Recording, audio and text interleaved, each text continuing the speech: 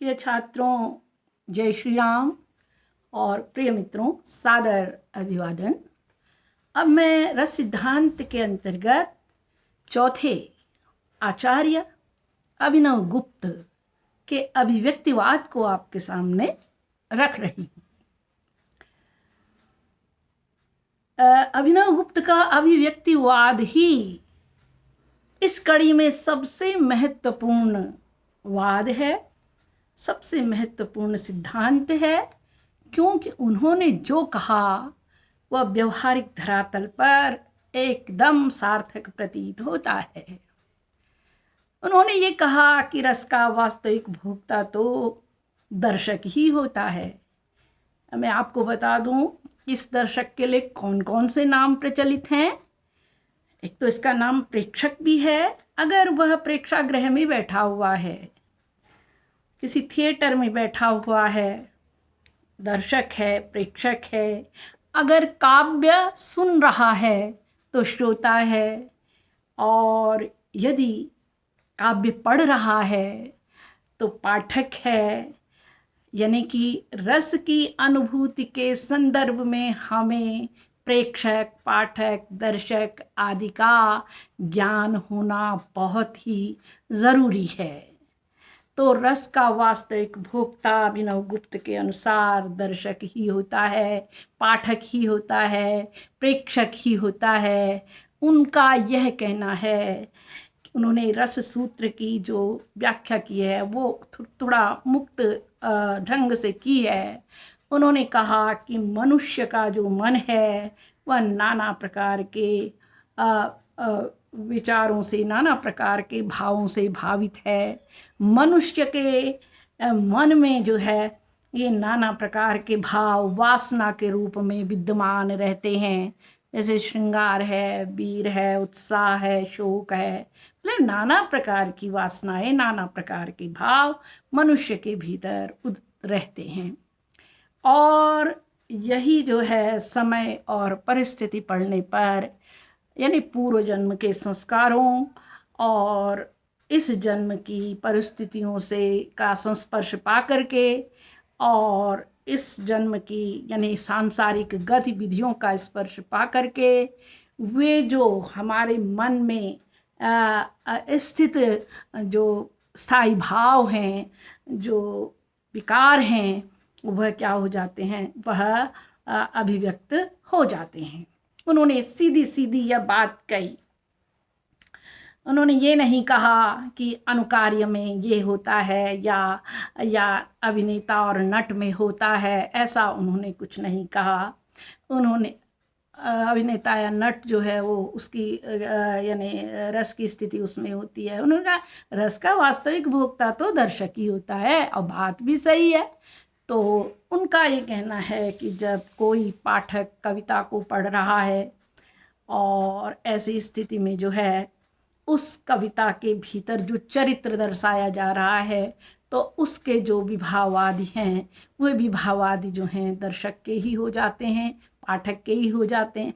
ऐसे ही कोई अगर सामने बहुत अच्छा यानी बहुत अच्छी प्रस्तुति है या कोई नाटक देख रहा हो, तो वहाँ पर वर्णित जो चरित्र हैं उनके विभावादि जो हैं वो किसके हो जाते हैं, यानी प्रेक्षक के हो जाते हैं, दर्शक के हो जाते हैं। तो ऐसी स्थिति में दर्शक ही वास्तविक आनंद का भोक्ता होता है। उनका यह कहना, इसमें एक और महत्वपूर्ण बात यह है कि जब उन्होंने कहा कि ऐसा होता है कि लौकिक जीवन में तो जो विभावादि हैं वह लौकिक ही हुआ करते हैं। जैसे मान लीजिए लौकिक जीवन में किसी के जीवन में कोई ऐसी घटना घट गई और किसी का किसी से बिछुआ हो गया, तो ऐसी स्थिति में लौकिक जीवन में उस पर ऐसा प्रभाव पड़ता है, वह दुखी होता है। तो कोई व्यक्ति विशेष ही दुखी हो सकता होगा। तो लौकिक जीवन के विभाव आदि तो लौकिक होते हैं, लेकिन काव्य और नाटक आदि में स्थित वे विभाव आदि क्या हो जाते हैं, अलौकिक हो जाते हैं। जब काव्य और नाटक में कोई प्रसंग दिखाया जा रहा होता है, तो ऐसी स्थिति में सामाजिक या प्रेक्षक या दर्शक या पाठक इस चक्कर में नहीं पड़ता, इस फेर में नहीं पड़ता कि अरे ये विभाव आदि जो हैं किसके हैं? उनके हैं। ये विभावादि तो उसके हो जाते हैं। होता ये है कि वह अपनी आत्मा को विश्व की आत्मा में मिला देता है। बात तो यह है कि उसके व्यक्ति विशेष का आवरण हट जाता है।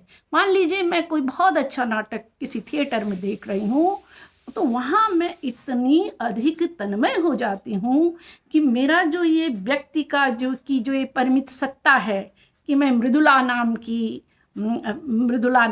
जातक हूँ, यह हट जाता है। उस समय मैं वह नहीं रहती, उस समय मैं मुक्तावस्था में चली जाती हूँ। नहीं, आगे चल करके आचार्य रामचंद्र शुक्ल जी ने इसीलिए तो कहा कि जिस प्रकार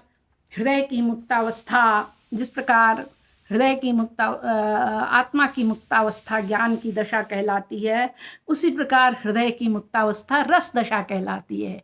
हृदय की इसी मुक्ति की अवस्था के लिए वाणी जो शब्द विधान करती आई है, उसी को क्या कहा जाता है? कविता कहते हैं, उसी को काव्य कहा जाता है। तो कहने का अभिप्राय ये है कि रसानुभूति में हृदय की मुक्तावस्था होती है। ऐसा लगता है कि जैसे हम नृत्य कर रहे हैं, मन नाच रहा है और बहुत अधिक मतलब किसी ऐसे लोक में पहुंच जाते हैं। एक प्रकार से ज्ञान की अवस्था जैसी होती है, एक तुरीय अवस्था होती है, व्यक्ति के विशेषत्व का आवरण हट जाता है। उस समय हमें ये नहीं लगता कि मैं हरीश, सुरेश, दिनेश, गौरी, मृदुला, प्रियंका आदि आदि नाम की कोई जातक हूँ। उस समय तो उसको ये लगता है कि हाँ, आनंद आ रहा है और राम और सीता के जो विभाव आदि हैं, या दुष्यंत और शकुंतला के जो विभाव आदि हैं, वे हमारे ही विभाव आदि हो गए। हमारे ही नहीं, हर व्यक्ति को लगता है। वही तो है कविता की, वही तो पराकाष्ठा है, रस की वही तो पराकाष्ठा है। तो इस तरह से प्रिय छात्रों, अभिव्यक्तिवाद माने कि उन भावों की अभिव्यक्ति हो जाती है। किन भावों की? जो संस्कार रूप में हमारे भीतर विद्यमान रहते हैं, वासना के रूप में हमारे भीतर विद्यमान रहते हैं, है ना। वो जो स्थायी भाव होते हैं, मैंने बताया ना, स्थायी भावों से नवरसों की निष्पत्ति होती है। तो वे जो स्थायी भाव होते हैं जो हमारे अंदर विद्यमान रहते हैं, जब हम कोई बहुत अच्छी कविता पढ़ते हैं, जब हम कोई बहुत अच्छा नाटक देखते हैं, तो उन भावों की अभिव्यक्ति हो जाती है प्रेक्षागृह में। आपने देखा होगा पाश्चात्य काव्य शास्त्र में एक यानी अरस्तु का विरेचन सिद्धांत भी है। कुछ कुछ वह विरेचन भी इसी श्रेणी में आता है। लेकिन हमारा जो रस सिद्धांत है वो बहुत ही प्रैक्टिकल है और ये भरत मुनि के नाट्य शास्त्र से संबद्ध रखता है। लेकिन वो नाट्य शास्त्र ही नहीं, हम तो उसी पूरी कविता में उसका विस्तृत व्यापार हम जब फैलाते हैं उसका, तो तब हमें रस विवेचन का एक बहुत ठोस आधार मिल जाता है बच्चों। तो इस तरह से अभिनव गुप्त के रस सिद्धांत को क्या नाम दिया गया? अभिव्यक्तिवाद नाम दिया गया। क्या होता है? उन भावों की क्या हो जाती है? अभिव्यक्ति हो जाती। कहाँ होती है? प्रेक्षागृह में होती। कविता देख रहे हैं, कविता पढ़ रहे हैं, तो कहाँ होती है? यानी मन के भीतर उन भावों की क्या हो जाती है? अभिव्यक्ति हो जाती है। सभी उसी तरह का अनुभव करते हैं, है ना। तो यह एक अनिवार्य शर्त है कविता की कि उससे क्या प्राप्त होता है?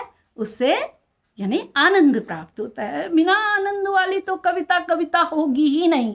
तभी तो आगे चल करके ना प्रयोगवादी कविता पर रसानुभूति संबंधी जो है वो लगाया गया, अड़चन लगाई गई कि उसमें रसानुभूति की समस्या है। कहाँ आता है उसमें रस? वो तो कारखानों से निकली हुई कविता है। वो भले ही कह दें कि साहब इसमें रस है, रस नहीं होता है इस प्रकार की कविता में। ऐसी मंचीय कवि होते हैं, जब तक मंच पर रहते हैं तब तक तो वो आपको आनंद दे देते हैं। मंच से वो हटे, आप उनकी कविता को पढ़ेंगे, आपको उतना आनंद नहीं आएगा। आनंद हो तो आपको उसी में आएगा जो कविता होगी। तो इस तरह से ये हृदय की मुक्तावस्था है, यह अभिव्यक्तिवाद है। और इस अभिव्यक्तिवाद ने आगे चल करके साधारणीकरण की प्रक्रिया को जन्म दिया। ये साधारणीकरण। तो इस तरह से आपने ये देखा, किसी आचार्य ने कुछ कहा, किसी आचार्य ने कुछ कहा, किसी ने कुछ कहा, और हम लास्ट में यानी अंत में हम जो हैं क्या चाहते हैं, लास्ट मत लिखिएगा आप लोग, बच्चों, अंतिम स्थिति यह है कि अभिनव गुप्त का अभिव्यक्तिवाद ही सबसे अधिक प्रामाणिक सिद्धांत इस संबंध में माना जाता है। वास्तविक रस का भोक्ता यदि कोई होता है तो वह दर्शक ही होता है, प्रेक्षक ही होता है, पाठक ही होता है। तभी तो हम अच्छे नाटक को देखने के लिए जाते हैं, गदगद होकर के आते हैं, और सबकी एक राय होती है। हाँ, और अलग अलग राय हो जाएं तो इसका मतलब है सही रसानुभूति नहीं हुई है। लेकिन एक राय हो गई, यदि एक राय, एक मत, वाह ऐसा काव्य है, ऐसा नाटक है, तो उसी को जो है क्या कहा जाता है, वास्तविक रसानुभूति कहा जाता है। इस तरह से धन्यवाद। और अब मैं आगे आपको एक एक रस का विश्लेषण करते हुए एक श्रृंखला चलाऊंगी कि आज श्रृंगार रस, कल वीर रस, परसों शांत रस, इस तरह करुण रस, इस तरह से आपके लिए मैं सामग्री रखूंगी बच्चों। तब तक के लिए धन्यवाद। जय श्री राम।